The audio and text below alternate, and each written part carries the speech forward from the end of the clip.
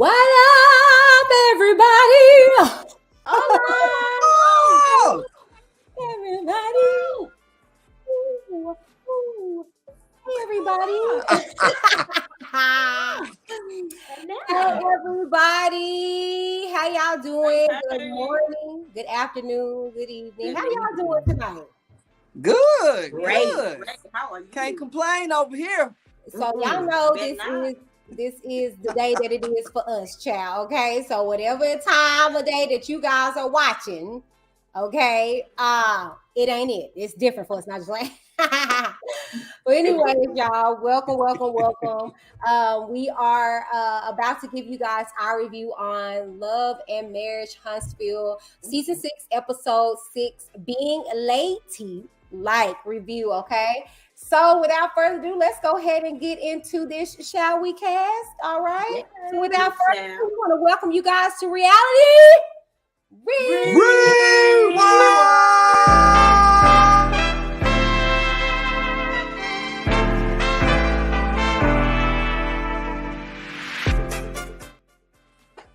All right, y'all. What up? How y'all doing? Big. Good. Hi, baby. How you doing, sis? I'm all right, y'all. I'm good. I'm ready to go ahead and spill this lady like tea, okay? Anyways, you guys, y'all are tuning in to another episode of Reality Rewind. As I said, we are giving you guys our review on Love and Marriage Huntsville, season 6, episode 6, being late like. And it was an interesting episode, okay? And we're going to go ahead and get into it without further ado. The scene opens up, okay, with Mel going over to Tiffany house just to check on her. And y'all, in real-time reality, she has had that beautiful bundle of joy, baby. I mean, y'all got to check out her social media. I didn't get to upload it in time, child, but when I tell you, baby is just gorgeous, okay? Aww. So anywho, okay, Mel goes over to Tiffany, okay, just to, to chop it up or whatever, and to see how Mel was feeling. I mean, she wasn't feeling the spa day, okay? Mel talks about how she wasn't feeling the spa day, nor was she feeling Martell showing up unannounced and made a huge scene, okay? At their daughter, shall I say, because we get misconstrued all the time. Like that is his child too, but showed up at their daughter's birthday party, okay, unannounced, okay, only to give you guys some tea, only to not get his child that night. Now, if you guys remember the last episode, she told him, "Look, this is what I'm doing with her today. You can have her tonight." Well, child, okay. No, this fool, okay, decided not to get his child on the designated day. And Mel, in real life, dropped a lot of receipts on her TikTok. I'm going to send them to my boy Q. He going to put them up on our social media. You guys can check that out due to sensitivity of time or whatever. But this is exactly why, okay, Melody moves the way she does. And I would have to agree. And this is the type of stuff I'll be telling my husband. I'll be like, look, I understand people can be a little tired of Melody and she come off like very brass, but this is the type of stuff that F-boy Martell does behind the scenes, causing her to do this. She then hits him with a low blow and says, wish she had her kids by a man and not a queen. Woo! Okay, let's go to Kimmi and Maurice, okay? They talk about something that's very sensitive. Like my little segment I really liked, because it's some topics that I can relate to, okay? Yeah. In regards to Kimmi and Maurice talking about step parents and child. Monster not listening to Kimmi, all right? And I've been there before. I've been there. Many of you guys know that I have a bonus child, but it was more so when he was younger. He didn't know me and I would have to have an issue, but I would say I didn't really have to struggle with baby mama drama or having to feel as though the child is superior over me or whatever. Darren really handled that very well and let him know that she's not going anywhere and you need to respect her as if you respect me. So to see, okay, Maurice has it a bit more easy enforcing rules to Kimmi than his own son. Now that, again, unfortunately, I can relate to it. Sometimes, I would question, it seemed like my stepson was getting away with a lot more stuff. But I had a conversation with my husband, and he was just saying like he feels as though now he can be more hands-on with our children, and so the style looks a little different, you know. So maybe that's where Maurice is coming in, and he just feels as though that, you know, he can't really be as hands-on because, you know, his son was going to and fro, and that's what you guys have to deal with when you are blending of families and you kind of break a home. You got to deal with who's doing what over there, who's doing what over there, you know. And but unfortunately, Maurice, you know, more so not necessarily supporting his wife, and you hear Kimmi talking about that, like, no, I need you to, at times when I am reprimanding him, to be on my side, to, you know, take my side a lot more than what you're doing, because you haven't been. And so he doesn't stop there. Only to call his ex-wife Kawaha, whatever her name is, and throws Kim's own wife up under the daggone bus, y'all. Throw her butt, just slid her butt smooth up under the bus. And you know, it was sad to watch, and I felt so sorry for Kimmi because I completely understood where she came from. I'll get into another topic that I, like I said, hold dear to myself. Stormi and Keke, they visit a Reiki healer. Yikes, y'all. And things get a little heated with the healer and Keke. The healer claims she's a child of God. Keke is reluctant, yet moves forward with the healing. Now, this is a clip I want you guys to check out. It's going to be a little lengthy, so this is a good time to grab you some wine and actually listen to what this particular person has to say when it comes to this particular topic. Okay, so check this out.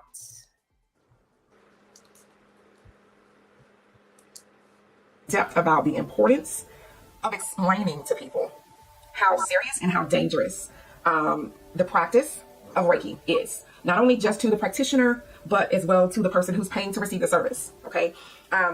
Many of you may say, well, you know, how do you know this? How do you know that? Most, if not all, of the things that I discuss on my channel in regards to supernatural things, experiences, metaphysical things, it is because it was a part of my background. I made this video to specifically speak on Reiki so that there is no confusion, that anyone who is in question about, is it okay, is it safe, where it came from, how it started, what the practitioner goes through in order to become certified, is it okay for Christians and believers? So there's a multitude of things that I'm going to cover in this video. The obvious thing, right? For those of you who really don't know a lot about this topic, the obvious thing to ask would be, what is Reiki? Okay, where did it come from? How did it start? Okay, so first and foremost, it was developed by a man named, I think you pronounce it Mikao Yasui. I was introduced to him as Yasui Sensei. Okay, and he was a Japanese Buddhist. All right, and he started this and it developed in 1922. Now, the word Reiki is broken down into two parts. Rei means God's wisdom or higher power, and Ki is the life force energy. All right. So when those two are combined, it's considered the spiritually guided life force energy. Okay. That's what the word Reiki means. It has been in use for over 100 years. Okay. For the purpose of balancing your body's energy. Now, I will say this. We always need to refer back to the word of God. We always need to refer back to the Bible in regards to whether or not this even sounds like something we should partake in. Have you ever heard the word or the use of managing or balancing your energy in the word of God? Now, of course, that goes for those who are considered believers, okay? Even those who are not believers. Listen carefully. So how is Reiki performed? Okay, so before going into more detail about Mr. Yasui, I'm going to tell you how it's performed in an actual session. Now, you can actually send a Reiki session to someone at a distance for healing, as well as in person, session.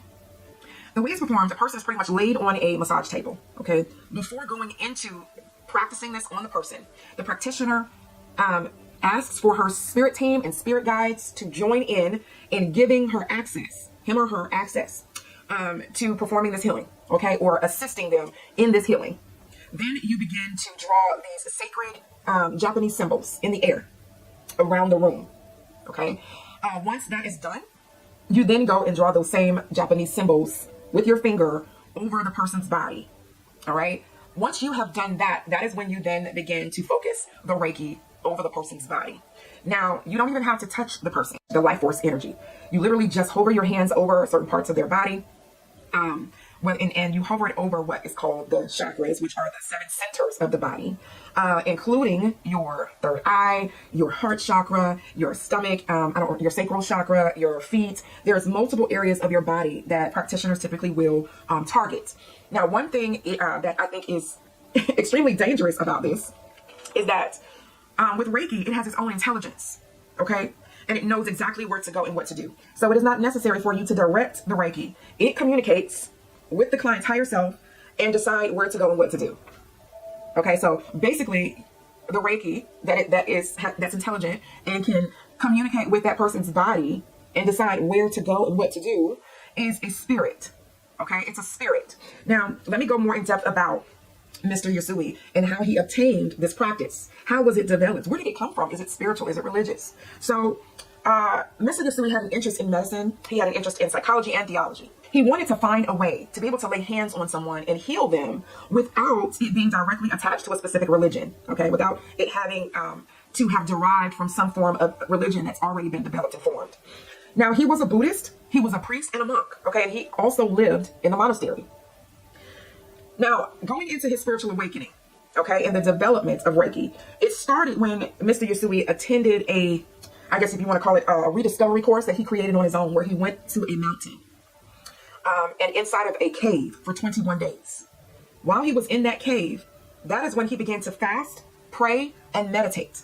Okay, so although it was not connected to a religion, it was still a spiritual practice, a spiritual engagement where he was inviting a spiritual presence. You can't fast and meditate and pray without inviting some form of spiritual engagement. You're engaging with the spirit world, okay? But because he was a Buddhist and he was a monk, his spiritual awakening was not in any way connected to the one true God. His spiritual awakening was basically him being open and available for whatever was willing to come in. So on the morning of the 21st day of his fast, he saw, I'm going to explain to you what he saw, okay? He saw an ancient Sanskrit symbols, okay, that helped him develop the system of healing. It was a bright white beam of light that beamed out directly onto his head. As that light came down to his head, it was accompanied by that vision of the Reiki symbols and how to channel that light through those symbols. So the symbols, when you are pretty much performing a Reiki session on someone that you're drawing in the air, that you're drawing over the body, that is the way to channel, okay, that spiritual, that, I'm going to go ahead and say it. They're Japanese demons, okay? You're literally channeling Japanese demons, all right? So as I said, although he claimed it was not something that was related to any religion, it was definitely a spiritual, it's definitely the practice of Reiki is a spiritual practice. It is a spiritual practice. He opened himself up to a higher power that was not Jesus. Okay, let's remember that Satan disguises his light. I was going, before I was delivered, and I was in my space of being persuaded by the enemy. The enemy came into my dreams and telepathically spoke to me telling me that I was going to be an energy healer. I did not know what that meant. And like many people, 2-3 years ago, we had never heard of Reiki. It is a lot more well known now, okay, because it's been brought over here and more people are now practicing it. I can say that once I did my research, once I went into what the practice of Reiki was, I thought to myself clearly that the devil would not be persuading me to heal someone. The devil would not be persuading me to do something that was going to help people. So that is how I got pulled into that false light, to believe that this was something that I was supposed to do, that I was special, that I was a healer. Keep in mind, Satan knows exactly what the plans God has for your life. He may not know in detail, but he knows the impact that you are supposed to have in the kingdom of God, in the kingdom of Christ. And so he comes along and tries to divert that purpose and to pollute the gifts and the things in the direction that God is taking you into. All right. So that was a lengthy video, but I wanted you guys to hear that because in that particular clip with Keke them, you hear Keke challenge the quote unquote healer.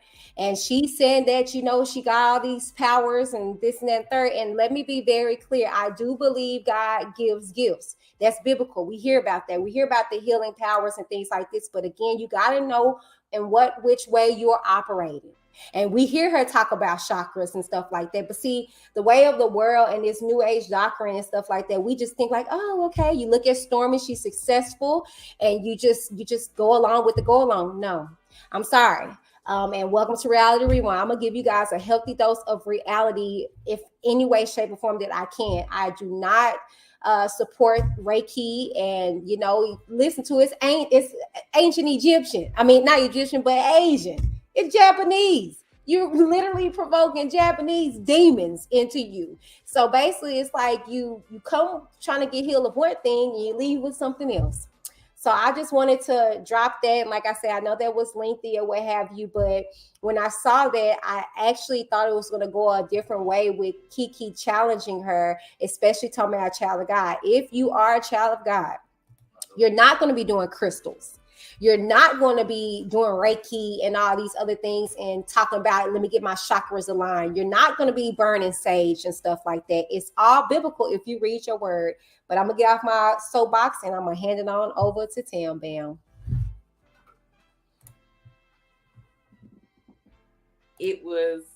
The video was a great watch. I hope you guys go back and rewind and listen. Stop being influenced by the devil, child. He is very persuasive. Yes, he is. Moving on. We're not going to give him the spotlight. No. Let's move on. Okay, so we have Maurice and Martell, the baby daddies. Cold-blooded. What I call them, the baby daddies. They're the baby daddy. So basically, this is Maurice's new investment property or whatnot, and he invited Martell to come in. I guess he just came off the GQ runway. And his how you gonna walk into a model house and it's dust everywhere? You in a little $2,000 suit, sir? Have several seats. Anywho. So they basically talk about what happened at the skate party, and Maurice gives him, good advice, like, you guys need to work it out because, like we said, he has a son with his ex-wife, and they're learning their dynamics and things like that. And Martell really has some good advice for him as well, which basically told him that, hey, you need to get your son in order. He's 16. He's getting older. You have to apply those rules and be strict now, because he was like, I was wild when I was young. I got into a lot of trouble, and so you have to really be with your how you raise your son, you have to really be diligently in the punishments, because the world is gonna show him what's tea. And that's what you don't want, so you want to make sure you do that. And he just gave him some really good advice on how to be better at co-parenting as well with Mel and things of that nature. I think they're both trying to figure it out. I don't know if they can help each other at this point, because Maurice got a lot to figure out as well as Martell. So it's like two dodo birds. I don't know. I digress and move on.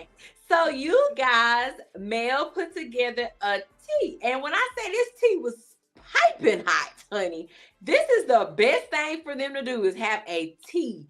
And they look so beautiful. All the ladies look so beautiful. They dressed up and with their gloves and their tea hats. I loved it. Okay, so in this scene, basically the Mel had hired a etiquette coach to help them communicate better. And I think Mel is operating from a place of peace, a place of grown woman, a place of we all have businesses, let's carry ourselves as such. So she brought in the lady because she wanted them to help communicate, right? We're going to have disagreements, but what is a way we can both be heard? So it was great that she did that for the group. I really appreciate it. She's making strides to make sure they come to mend their relationships and things like that.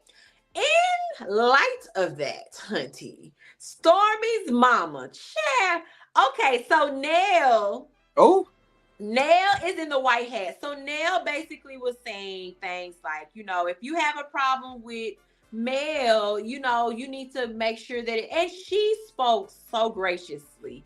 I love Nell. Yes, even though Stormi's mom was trying to come at her with the 1-2, she was not giving her that energy. And I don't know how many times I can stress this. When someone is giving you negative energy, do not give it back. Make them look small by saying, okay, well, let's have this conversation a later day. or something like that. And that's basically what Nell did. Bow down with Grace, even though Stormi gonna butt in and tell her, I think you should stay out of it. Like, girl, you brought your mama to fight your battles. What is going on? Anywho, Mama Stormi basically told Mel that she felt like she didn't take up for Stormi when this whole conspiracy went on about Mel being recorded, and people were blaming and saying that it was Stormi, and she didn't say that it wasn't. Like, girl, that was whole last year. Why are you still talking about that? Like, I don't even know why she's here at the tea party. I'm gonna put my producer hat on and say I guess they was just trying to do that for views or for drama, but it was enough at that table for her not to be there. That's all. She's just taking Miss Wanda place. Girl, I digress, and I just say this: keep your mama at home before she get 2 piece. That's all I'm saying. Mama can get it. Mama can get it. Mama can get it. Come on now. Ain't that right, Joe? What other tea went on at this tea party, Child, so Keke decided she wanted to try to address some things with Tiff. And so Keke's thing was Tiff made a comment at the spa day or around that time that she knew of Keke. And Keke was trying to make herself seem so relevant.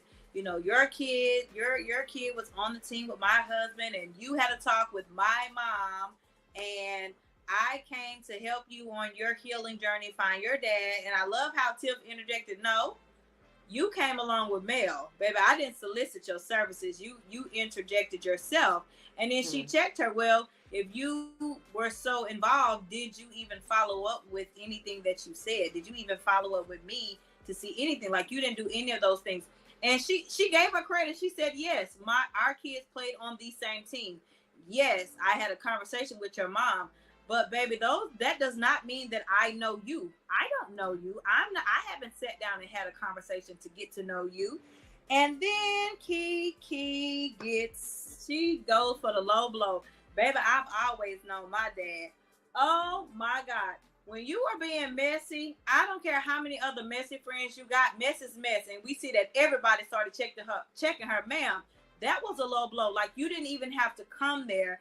And Miss Carol was like, I know Miss Carol wanted to curse.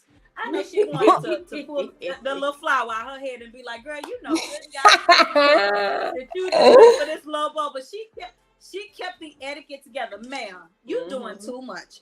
You knew that was going to hurt her. So why would you even say that? And she had to tell her, pipe down. You need to breathe in and out. Calm down. Like you got too much animosity right now. So she brings it back. She tells her that she was in the wrong, that she's digging. You dug that hole. And you can tell Keke still didn't think she did anything wrong. She could barely apologize to Tiff for what she said. Even though she did finally do the apology, trust me, nobody at that table accepted that apology. I didn't even accept it watching it because it wasn't real. And when all of that was said and done, baby, Mel did the classiest thing. She said, okay, gift time. All right, well, this was great. We learned some things, and let's end it here. So I loved it. Mel, listen, when it started getting heated lately, Mel is like, you know what? Let's just go on and check out. Let's leave it where it is because it does not need to escalate any further than where it was. And brother, I'm going to let you bring it on home, baby. Come on now. And, you know, with that, Melody, basically, she's just telling everyone, look, just by what has transpired at this tea party, it's clear that you ladies all have issues with one another in some sort of shape, form, or fashion. And now it's just time to just move forward with grace and just learn how to, you know, live and let God at the end of the day. You look at Melody, you see that she is in a totally different place than how she has been in previous seasons. And it's almost like she wants to just spread that feeling amongst these ladies so that way they can begin to move exactly how she is and they can absorb that energy just like she has. And I like that. I like what Melody, I like this Melody that I see this season. And I'm hoping to see this Melody on more episodes to come. Yeah, I mean, you can tell it's a consistency. Like, I think those past episodes when she get up and go, everybody's like, "Oh, she's doing too much," but no, she's protecting her energy, and I think that's absolutely amazing. That's the best thing you can do. See, me, I'm big on that. I'm gonna protect my energy, and I have a tendency of disassociating. I know how to compartmentalize things. Okay, this is Yes. business, this is pleasure, this is personal, this is, and I just will keep that in that. You show me this, and I'm gonna box you accordingly. But But I love the fact that she is putting effort into trying to get her circle of people that she's going to yeah, run into and see and hang out all the time to Right. elevate to where she is in life. Because, peace and happiness is contagious. So I'm glad It that is. she is showing that, hey, you guys, we don't have to talk to each other like this. We are Black business women doing a darn thing. Like, we don't got to conduct ourselves like this. So I love that from her. So me keep too. it up. Yes. I feel like, yeah, as Black people, we need to be able to communicate more effectively than how we have been. Well, you guys, that is it for us. Every Saturday are new episodes only on the OWN Network. Check your local listings, okay? But that is it for us. We're gonna let you guys know where you can connect with us. Tam Bam, take it away. Hey, you guys. Thank you guys for watching again. I appreciate it so much. You can find me at I am the B.F.P on Instagram, and I'm the BFP on Facebook, YouTube, and TikTok. Bye. Hey, you guys, thank you so much for watching us each and every week. If you want to learn more about us, go to our Instagram page at We Are Reality Rewind. And if you want to know more about me, your boy Sir Q, you can go to my IG page at I am Sir Q. That's I am SIRQUE. And let's get certified with Sir Q. Thank you. I got it. Yep, me too. Hey, y'all, thank y'all so much for tuning in. We really appreciate it. If you want to know what I got going on, how to find me, you can catch me on all social media platforms at Jolie Rashawn the Great. Peace out. And last but certainly not least, you guys, I am Whitney D. You can check me out on YouTube at Whitney D TV or on Facebook at Whitney Davis or my IG at Whitney D _TV, TikTok at Whitney D TV, or you can catch us all here. Same bat place and different bad times, but we gonna be here. Make sure you guys check us out next week for our Married at First Sight season finale, and we're going to give you guys the results. So make sure you guys tune in. We're going to be dressed up real cute or whatnot. Okay, so make sure you guys tune in. But until then, we love you guys with the most utmost love that we can give you guys. We'll see you guys on the next reality. Rewind!